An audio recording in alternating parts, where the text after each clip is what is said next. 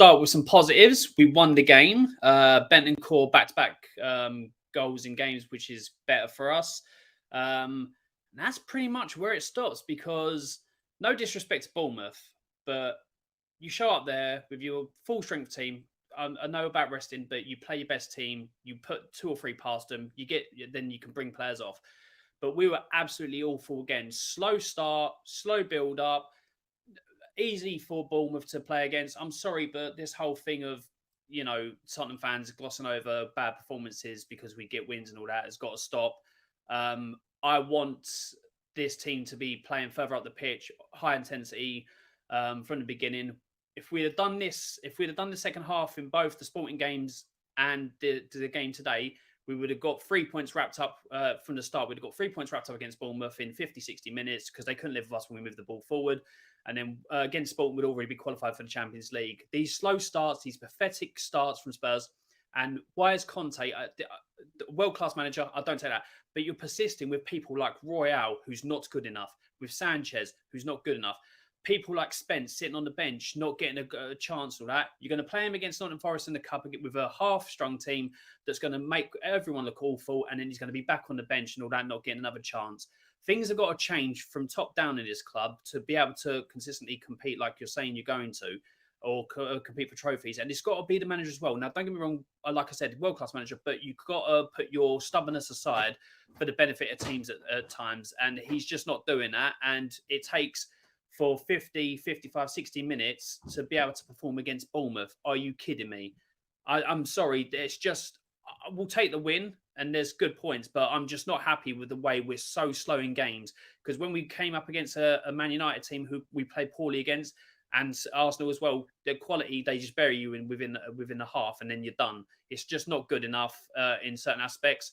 But the only silver lining this time is that we got the 3 points. Otherwise, if it had been exactly the same second half performance as it was in the first, we'd be 3 back-to-back defeats, and then Spurs crying for Conte to be gone. And you know, again, I'd be frustrated as a Tottenham fan because when you attack and you use the quality you've got, you're a pretty good team. You just decide not to use it at certain times, and you should not be struggling to beat Sportings, Bournemouths, not with the quality that you have, and that is a managerial issue, a tactic and system issue. And you only came out full pelt attack when you went 2-0 down. It's what I've been saying all season about Tottenham.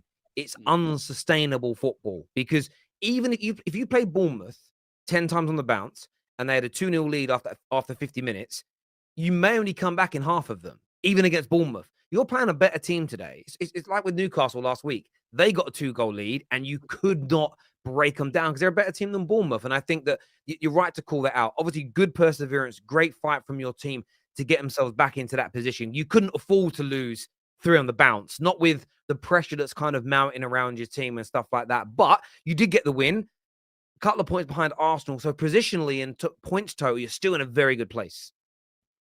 No, don't get me wrong. Like I said, obviously still third in the table, so it looks good. But there are bigger issues. I saw a comment from Josh King Spurs. So I just thought I'd pay it like when our strongest team. I don't care. We got 4th, and then we built the players.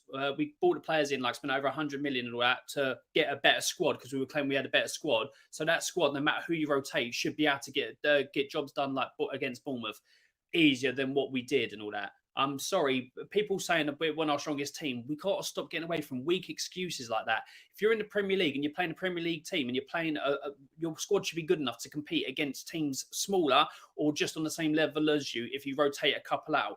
I'm sorry, you still had Son and Kane in there. Højbjerg, who's been our mainstay this season. You still got, obviously, Lloris had a shocker against Thingy, but he had a good game against Man United. You still got the wing backs that you persevere with in Sessegnon and Royale and all that. So you can't say it's a completely, a team that's nowhere near good enough. And weak excuses from Spurs fans is just starting to really wind me up because we're meant to have a decent squad now to compete on all fronts and all that, and we're still going to build towards that. So I'm sorry, I'm not having these weak excuses. People have got to be held accountable for when we play this bad because although we got the result this time, back-to-back defeats in the Premier League and not getting through in the Champions League until the last group game, if we get through at all, isn't good enough.